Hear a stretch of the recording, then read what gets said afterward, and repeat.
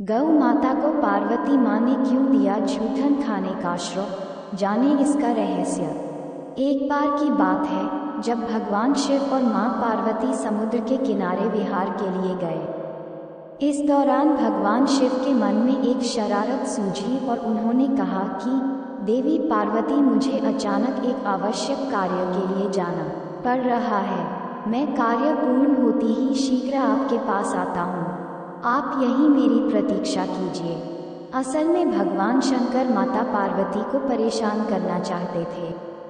भगवान शिव की बात मानकर माता पार्वती अकेली ही समुद्र तट पर बैठकर उनकी प्रतीक्षा करने लगी और इसी तरह शाम हो गई। उस दिन तीज की तिथि थी। जब रात तक शिवजी नहीं लौटे तो माँ पार्वती ने समुद्र तट पर ही रेत की शिवलिंग का निर्माण किया और आसपास उपलब्ध पूजन सामग्री से शिवजी की रात भर निर्जल और निराहार उपासना की और व्रत संपन्न किया।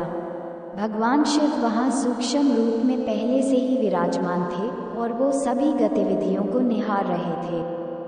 सुबह होते ही माँ पार्वती से समुद्र में रेत की शिवलिंग और पूजन सामग्री को विसर्जित कर दिया। इसके थोड़ी ही देर बाद शिवजी प्रकट हो गए और बोले कि हे देवी पार्वती, आपने कल तीज की तिथि पर मेरी पूजा नहीं की। पार्वती जी ने कहा कि भगवान, मैंने आपकी पूजा की है और अभी सामग्री विसर्जित की है। भगवान शिव अभी भी माँ पार्वती के साथ ठिठोली करना चाहते थे और बोले कि हे पार्वती, मुझे तो पूजा का कोई चिन्ह दिखाई नहीं दे रहा है। अगर आपने पूजा की है तो उसका प्रमाण दीजिए। शिवजी की बात सुनकर माता पार्वती ने आसपास देखा और उन्हें वहां एक गाय खड़ी दिखाई दी। उन्होंने भगवान शिव से कहा कि ये गाय मेरी साक्षी है। जब मैं पूजा कर रही थी तब ये उपस्थित थी। भगवान सदा शिव ने गाय से पूछा कि क्या पार्वती ने पूजा की है, तो गाय ने ना में सिर हिला दिया। भगवान शिव ने कहा कि पार्वती, आप असत्य कह रही हैं।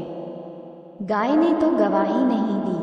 भगवान शिव के सामने स्वयं को अकारण झूठा साबित होना माँ पार्वती जी को सहन नहीं हुआ और उन्होंने उसी वक्त गाय को श्राप दिया कि तू दिव्य जन्मा है, जगत कल्याण के लिए प्रकट हुई है, इसलिए जनहित के लिए तेरे गुण यथावत रहेंगे, किंतु जिस मुख से तुमने ये झूठी गवाही दी है उसे दंड भुगतना पड़ेगा।